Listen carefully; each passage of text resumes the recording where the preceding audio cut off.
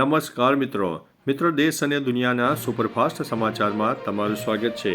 મિત્રો, સૌથી મોટા સમાચાર સામે આવી રહ્યા છે ગ્રીન કવરના।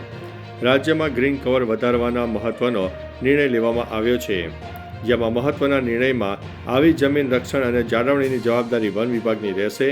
આ પ્રકારની જમીન ઉપર દબાણ હશે તો તેને દૂર કરવાની સત્તા વન વિભાગ પાસે રહેશે।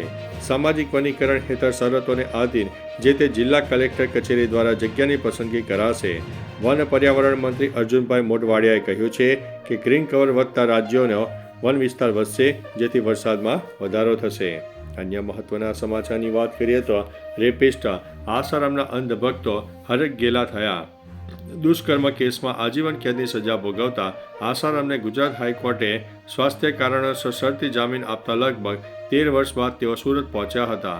ભાવનગરથી રોરો ફેરી મારફતે આગમન કરનાર આસારામ જહાંગીરપુરા આશ્રમમાં મહંતોની વચ્ચે હજારો અનુયાયીઓમાં ભારે ઉત્સાહ જોવા મળ્યો। ઢોલ અને નગારા સાથે દીવડા લઈને ભક્તો આશ્રમ ગેટ ઉપર ઊભા હતા। અન્ય મહત્વના સમાચારની વાત કરીએ તો જૈન જેલ રસ્તા પર અનેક લોકોના થયા છે મોત। ઈરાનમાં રાજકીય અને આર્થિક પરિસ્થિતિ ખરાબ છે। વર્તમાન સરકાર વિરુદ્ધ દેશભરમાં વિરોધ પ્રદર્શનો થઈ રહ્યા છે। વધતી જતી મોંઘવારીએ આ મધ્ય પૂર્વીય દેશના લોકોની ચિંતા વધારી દીધી છે।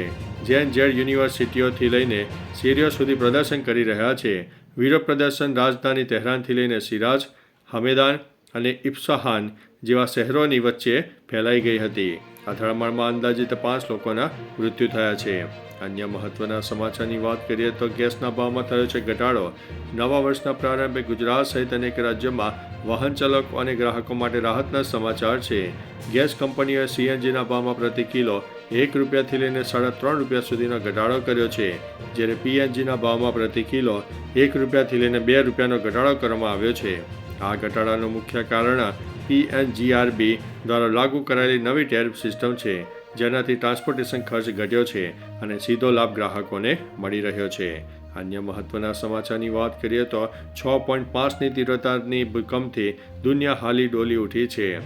શુક્રવારે અમેરિકાના પાડોશી દેશ મેક્સિકોમાં એક શક્તિશાળી ભૂકંપ આવ્યો તેવા સમાચાર સામે આવી રહ્યા છે। મેક્સિકોની રાષ્ટ્રીય ભૂકંપ એજન્સી અનુસાર શુક્રવારના ભૂકંપની પ્રાથમિક તીવ્રતા રિક્ટર સ્કેલ ઉપર 6.5ની માપવામાં આવી હતી। આ તીવ્ર ભૂકંપનું કેન્દ્ર બિંદુ મેક્સિકોના દક્ષિણ રાજ્ય ગુરેરોમાં સાન માર્કેસ નજીક નોંધાયું છે। પેસિફિક કોસ્ટ રિસોર્ટ અકાપુલ્કો નજીક હતો। ભૂકંપ 40 કિલોમીટરની ઊંડાઈએ આવ્યો હતો। અન્ય મહત્વના સમાચારની વાત કરીએ તો એનડીપીએસ એક્ટ હેઠળ ગુના હેઠળ આરોપીને 10 વર્ષની કેદની સજા। Ahmedabad city civil and session કોર્ટની વિશેષ એનડીપીએસ અદાલતે 80 કિલો સાથે એક જથ્થાની ધરપકડ કરી છે અને આરોપી શૈલેષ પ્રજાપતિને 10 વર્ષની સખત કેદની સજા અને ₹2 લાખનો દંડ ફટકાર્યો છે। જજ વીબી રાજપૂતે સરકારી વકીલ દિલીપસિંહ ઠાકોરની દલીલો, 21 સાક્ષીઓ અને 45 પુરાવા તપાસીને આ સજા ફટકારી છે। આરોપીને સ્વિફ્ટ કારમાંથી ઝડપી પાડવામાં આવ્યો છે। અન્ય મહત્વના સમાચારની વાત કરીએ તો અમેરિકાને એવો ખ્યાલ તો હોવો જોઈએ। અમેરિકાના રાષ્ટ્રપતિ ડોનાલ્ડ ટ્રમ્પે ઈરાનમાં ચાલી રહેલા વિરોધ પ્રદર્શનને પગલે ખાઈનેમી સરકારને આડે હાથે લીધા છે। તેમણે આ મામલે અમેરિકાના હસ્તક્ષેપ અંગે વાત પણ કરી, જેના પર ઈરાને વળતો જવાબ આપ્યો છે। ઈરાનની સુપ્રીમ નેશનલ સિક્યુરિટી કાઉન્સિલના સચિવ અલી લારજાનીએ કહ્યું કે અમેરિકાએ આંતરિક મામલામાં દખલગીરી કરીને વિસ્તારમાં અરાજકતા ફેલાવી છે અને તેમણે પોતાના સૈનિકોની ચિંતા કરવી જોઈએ। અન્ય મહત્વના સમાચારની વાત કરીએ તો ભારતીય ટીમ જશે બાંગ્લાદેશ। તણાવ વચ્ચે બાંગ્લાદેશ ક્રિકેટ બોર્ડ દ્વારા ભારતના ઢાકાની પુષ્ટિ કરવામાં આવી છે, જે સપ્ટેમ્બર માટે ફરીથી શેડ્યુલ જાહેર કરવામાં આવશે। ભારત 28 ઓગસ્ટે ઢાકા પહોંચશે, જ્યારે 1, 3 અને 6 સપ્ટેમ્બરના રોજ 3 મેચની વન ડે ઇન્ટરનેશનલ શ્રેણી રમાશે। ત્યારબાદ 9, 12 અને 13 સપ્ટેમ્બરના રોજ 3 મેચની T20I શ્રેણી રમાશે। 2025ની શ્રેણી રદ થયા બાદ ફરીથી આ શેડ્યુલ જાહેર કરવામાં આવ્યું છે। મેચોના સ્થળોની જાહેરાત પછીથી કરવામાં આવનારી છે। અન્ય મહત્વના સમાચારની વાત કરીએ તો સિંગ તેલના ભાવમાં વધારો, ડબ્બો ₹2680 પહોંચ્યો છે। ગુજરાતમાં સિંગ તેલના ભાવમાં ફરીથી ₹20નો વધારો થતાં ડબ્બાની કિંમત 2680 થઈ ગઈ છે। અન્ય રાજ્યોમાં વધતી માંગ અને સૌરાષ્ટ્રમાં કમોસમી વરસાદથી મગફળીના પાકને થયેલા નુકસાનને કારણે આ ઉછાળો જોવા મળ્યો છે। બીજી તરફ નાગરિકોને શુદ્ધ તેલ મળી રહે તે માટે ખંભાળિયા એપીએમસીમાં ₹1 કરોડના ખર્ચે નવું પ્રોસેસિંગ યુનિટ શરૂ કરાયું છે, જે ખેડૂતો અને ગ્રાહકો બંને માટે રાહતરૂપ છે. અન્ય મહત્વના સમાચારની વાત કરીએ તો ઘરે બેઠા ડ્રાઇવિંગ લાયસન્સ રિન્યૂ કરો. વેબસાઇટ sarthiparivahan.gov.in ની મુલાકાત લો અને રાજ્ય પસંદ કરો. ડ્રાઇવિંગ લાયસન્સ વિભાગમાં જાઓ અને રિન્યુઅલ વિકલ્પ પર ક્લિક કરો. અહીં તમારો ડ્રાઇવિંગ લાયસન્સ નંબર સાથે જરૂરી દસ્તાવેજ અપલોડ કરો. પછી ફી ઓનલાઈન ચૂકવો. જો બાયોમેટ્રિક અથવા દસ્તાવેજ ચકાસણી હોય તો તમારે એપોઇન્ટમેન્ટ શેડ્યુલ કરાવવી પડશે અને નજીકના આરટીઓની મુલાકાત લેવી પડશે. ત્યારબાદ તમારું સ્માર્ટ ડ્રાઇવિંગ લાયસન્સ તમને 3 દિવસની અંદર મોકલવામાં આવશે. અન્ય મહત્વના સમાચારની વાત કરીએ તો 5 બાંગ્લાદેશી નાગરિકો ઝડપાયા છે.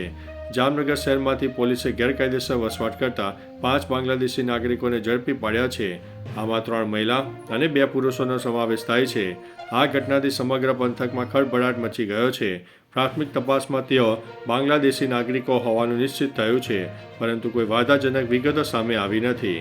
સાવચેતીના ભાગરૂપે જામનગર પોલીસ વધુ ગહન પૂછપરછ અને તપાસ હાથ ધરી રહી છે. અન્ય મહત્વના સમાચારની વાત કરીએ તો ટાઇફોઇડના 67 શંકાસ્પદ કેસ જોવા મળ્યા છે. ગાંધીનગર મહાનગરપાલિકાના વિસ્તારમાં ટાઇફોઇડના શંકાસ્પદ કેસોમાં ઉછાળો જોવા મળી રહ્યો છે અને આરોગ્ય તંત્ર દોડતું થઈ ગયું છે. ખાસ કરીને સેક્ટર 24, 26, 28 અને આદિવાડા વિસ્તારમાં રોગચાળો ફેલાતા મહાનગરપાલિકા દ્વારા સર્વેલન્સ અને સુપર ક્લોરિનેશનની કામગીરી હાથ ધરાઈ છે. અત્યાર સુધીમાં 67 શંકાસ્પદ કેસ નોંધાયા છે. આમાંથી 42 દર્દીઓને સિવિલ હોસ્પિટલ તથા અર્બન સેન્ટરમાં ખસેડવામાં આવ્યા હતા. મિત્રો, અન્ય મહત્વના સમાચારની વાત કરીએ તો આજે આ મુખ્ય સમાચાર ઉપર નજર રહેશે. પીએમ મોદી આજે દિલ્હીમાં ક્રિપા હવા અવશેષ પ્રદર્શનનું ઉદ્ઘાટન કરશે. મેક્સિકોમાં 6.5ની તીવ્રતાનો ભૂકંપ, 2 લોકોના થયા છે મોત. ન્યૂઝીલેન્ડ સામેની વન ડે ઇન્ટરનેશનલ શ્રેણી માટે ભારતીય ટીમની જાહેરાત આજે થઈ શકે છે. માઘ મેળાનો આજથી પ્રયાગરાજ એટલે કે યુપીમાં શરૂઆત કરવામાં આવી છે. તો ચાલો મિત્રો, ફરીથી દેશ અને દુનિયાના સુપરફાસ્ટ સમાચાર લઈને મળતા રહીશું. ત્યાં સુધી અમને રજા આપશો. નમસ્તે.